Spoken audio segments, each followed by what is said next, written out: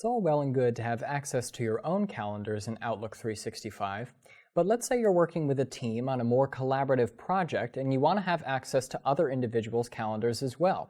Now, you could ping each of them individually and say, hey, could you give me your schedule for the upcoming weeks, or something to that nature, but you could also actually just have them share their calendar with you so that you can view, to at least certain extents, some of their information that might be upcoming. Now, they could actually give you very little permission, so you could only see that they might be busy or when they're available, but they could also give you full permission to read and write on their calendar, giving you access to even create events on someone else's calendar. So I want to show you rather, how we can quickly do that. So we're going to navigate over to our calendar view here. And now once we're here, all we're going to focus on are these two sections right up here, add and share.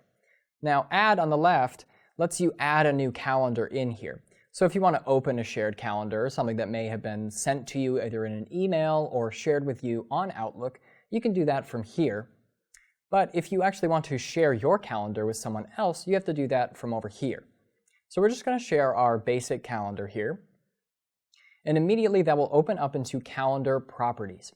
Now, here is where we can set our permission levels. So my organization can view my calendar and they can see when I'm busy. Instructor can also view my calendar and see when I'm busy. Now, I gave Ellen Wilson some custom permissions down here to view my calendar as well. And as you can see, I can set these permission levels right here.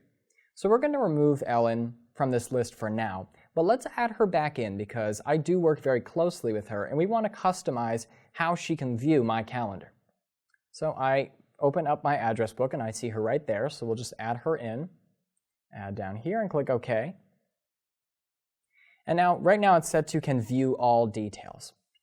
Now I'm going to say that she can even edit because we're working on this project together, so I want her to be able to actually add things to my calendar or remove things if they're getting in the way of when we might both be able to meet. So I'll apply that.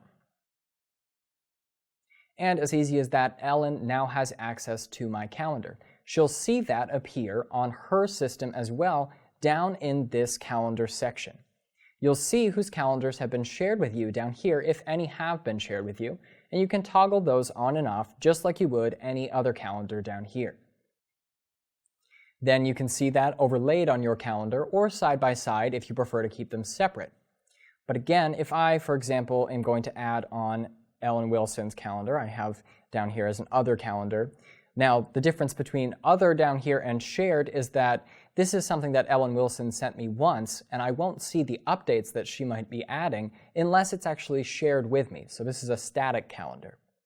But if I click on this arrow up here, I can actually pull it in and overlay it or superimpose it on top of my calendar so I can see when we actually might have some free time that overlaps. So this can be very useful, again, if you're doing some sort of collaborative project where you need to be sure that everyone can meet at the same time.